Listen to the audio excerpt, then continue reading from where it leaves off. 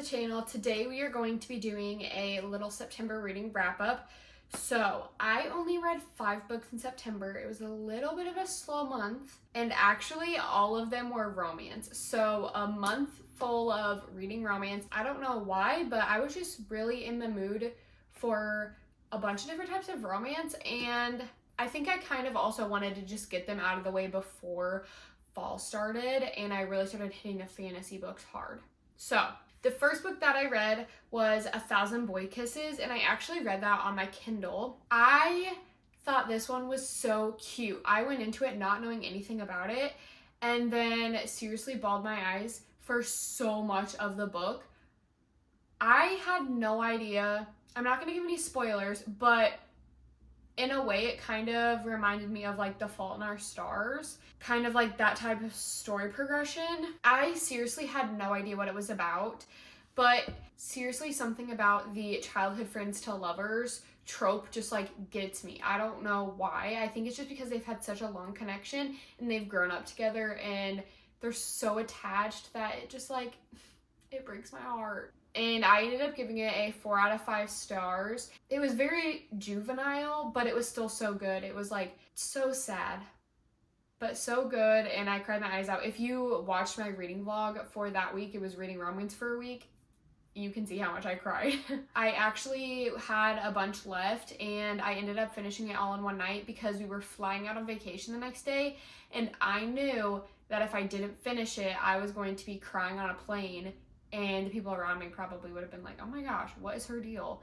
So I finished it the night before we left for a trip because I cried my eyes out. I'm actually so excited because I don't know if it's like a sequel or what exactly it is, but it's by the same author. I don't know what it was called, but I remember seeing something about it, so I'm definitely gonna have to read that one. Moving along, since we were going on a trip right after that one, I didn't want to have to carry around a paperback book or something just so I could travel light. I ended up reading the next book that I had on my Kindle, which was The Fine Print, and I feel like there was so much hype around this book. I thought it was going to be so good and I was going to be obsessed with the series, and I just really didn't like it that much. I don't know if it was just because I had been reading a lot of books where the guy was like working through his feelings and was like, no, I can't be in a relationship. Yeah, I want to be in a relationship.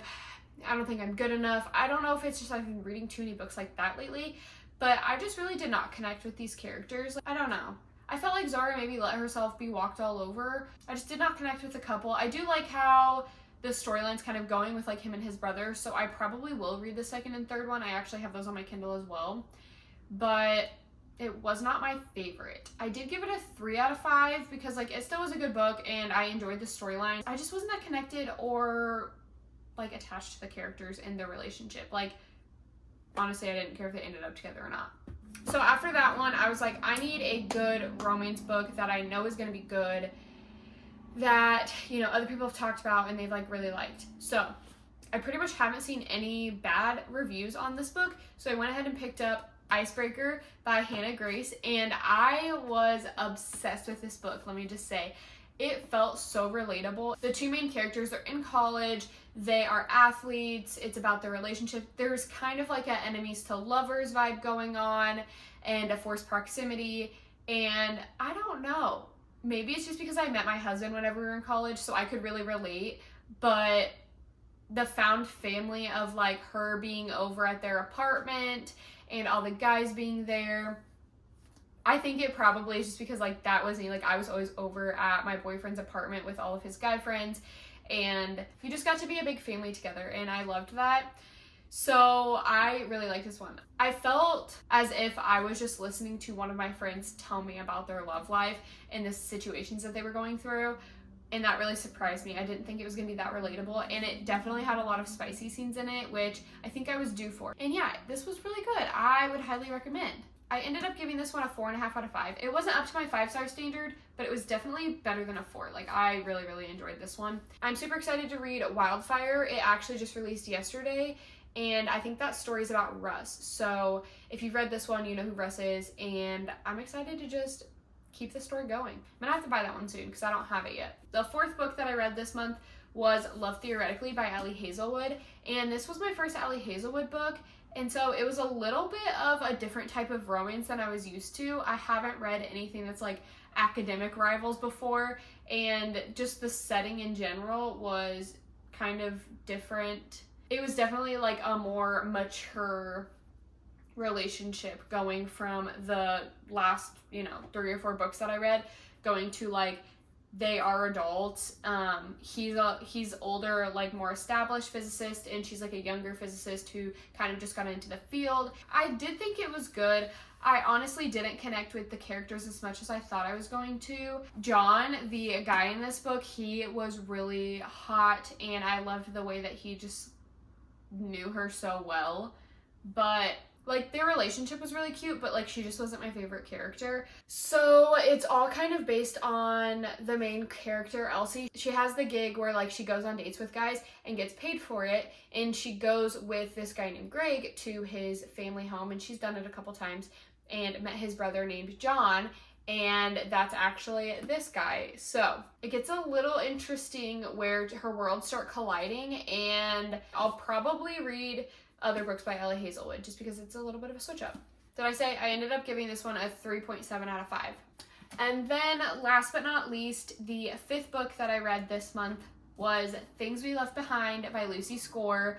And oh my gosh, I love Knock 'Em Out. Like, it is just the best place ever. If I could go visit, I would. I just love everyone in that town. The characters, they all just feel like such a big happy family.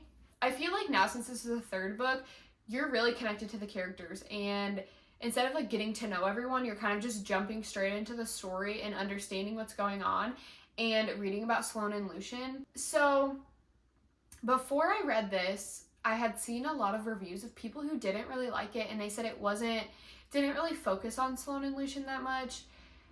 I don't know. I thought it did. Right off the bat, stuff starts happening between them, and I feel like it focused on them the whole time. Of course, like the other books has a lot of dialogue from Naomi and Knox and Nash and Lena, so I don't know. I didn't think that it focused on anyone else other than them the whole time.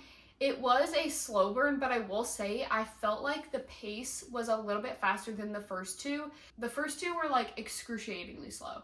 I was so like, come on, let's go. Like, slow burns really annoy me because nothing's happening. But with this one, they at least have a physical connection for part of it before. So it's not as much of a slow burn as the other ones. Honestly, I think that this one was my favorite out of all of them.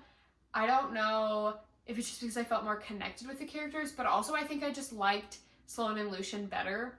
I think I liked this one the most, and then the first one, and then the second one the least. I don't know. That one was just such a slow burn. It was like, I did not enjoy it. I don't even mind that they're over like 550 pages because it just goes so fast that I didn't even like notice. It didn't feel like it was like dragging on too much, which I was a little worried about because it did like pick up pace faster than the first 2 had.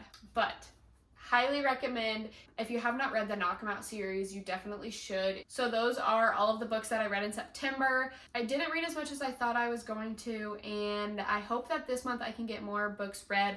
I think I'm definitely going to be leaning more towards fantasy and thrillers in October, just to get into kind of the like Halloween and fall vibes. But apparently September was a month full of romance because that's all we read. I already posted my October TBR if you want to go check that out and see what I'm going to be reading this month. And I will definitely have some reading vlogs of those books up soon. Thank you guys so much for watching. I hope you enjoyed, and I will see you in my next video.